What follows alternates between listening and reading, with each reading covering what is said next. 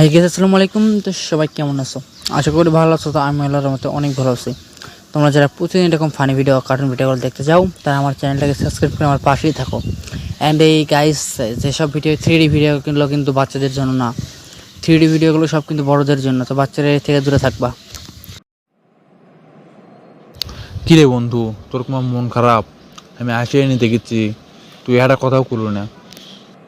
আরে বন্ধু, কয়দিন পর তো এসএসসি পরীক্ষা, তারপর তো কিছু একটা করাই লাগবে। তারপর হলে আগেই করা লাগবে। কিছু চুল করবেন না পাই, তাহলে তোমার গার্লফ্রেন্ডের অন্য কারোর সাথে বিয়ে হয়ে যাবে। আর আমি বাইসে থাকতে এটাকে কেমনি সহ্য করবো তুই ক? সেক্ষেত্রে তোর বাপ মা যে আমাকে একটা ব্যবসা ধরে দাও, আর তুই তা না পাও, তুই কও যে পড়াশোনা করা লাগবে, তাহলে আমাকে ওই মেয়ের সাথে বিয়ে দাও, সমস্যা কি? এটা কেউ বাদ যায়, তাহলে তো হয়। এলে কথা অনেক কিছু বন্ধু, বাচ্চার সোজা করা দিছে কামাই কাজ করে তারপর বিয়ে করবো। এখন তুই ক, কোন মুখ যাবো আমি? আমি তো এটা ছেড়ে পাচ্ছি না। এটা আমার রক্তের সাথে মিশে গেছে, এটা আমি কখনোই ছেড়ে পাম না।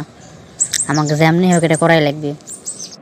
বাপ মায়ের এক দোষ কেটে বয়স হয়েছে, সোলপুলে বিয়ে দিয়ে দেবো, তা না করে সোলপুলা খুঁজে দিচ্ছে, নিজেরা ভাব প্রাণে দিচ্ছে।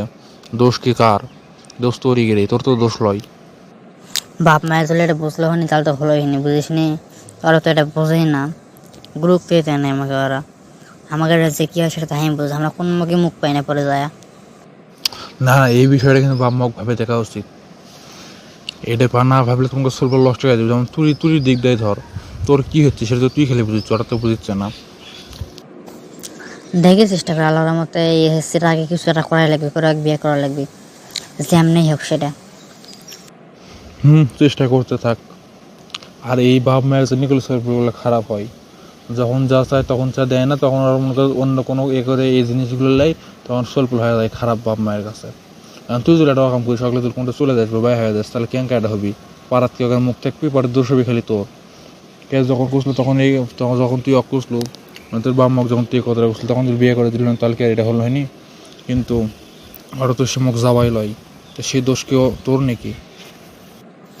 বাদ দে, দোয়া করিস কিছু একটা করে আমি করে কিছু করে পাই, ওরা ছাড়া তুই মরে যাবো।